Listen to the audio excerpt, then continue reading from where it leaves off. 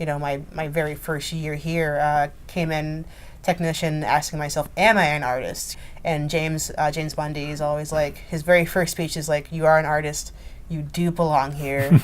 Put those fears away, like day one, because everyone has them. Yeah. And I most definitely had them. And as much as like we learn and we listen to those words, you still have that. You still have that struggle, you know, of finding yourself and finding who you are as an artist and a designer. And to find your perspective in terms of, because we tell stories through like space and visual and images, but that is more metaphysical than having the bodies on stage. Exactly. So to be able to set up the framework that represents your own perspective, while leaving some spaces for the other creative team to join in and to be able to contribute is for sure amazing.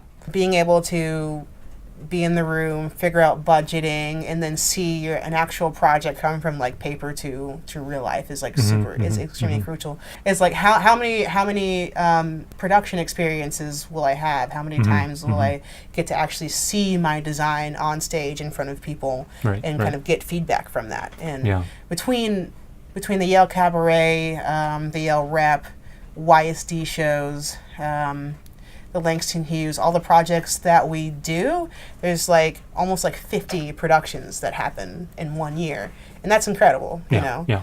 As a designer, you always strive to create, you always strive for the work. And then you want to create the best image as you can, maybe as close to your intention as possible.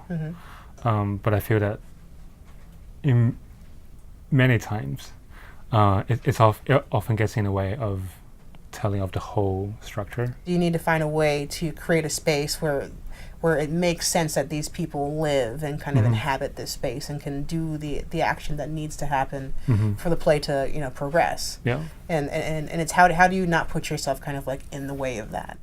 Yeah. Also something that we've been talking about, say, going back to the better question of why are we doing theater? Sure. Why are we doing Shakespeare over and over again? Why? And of course, there's the potential of giving a contemporary perspective through it. So for us, through this 3 years here, we kind of have to constantly challenge and examine ourselves by asking the question, what are we trying to tell? And what is so timely about these pieces? Exactly. All the classics that we're continually doing interpretations of. And what can we do for these productions that could reflect on ourselves and the community around us?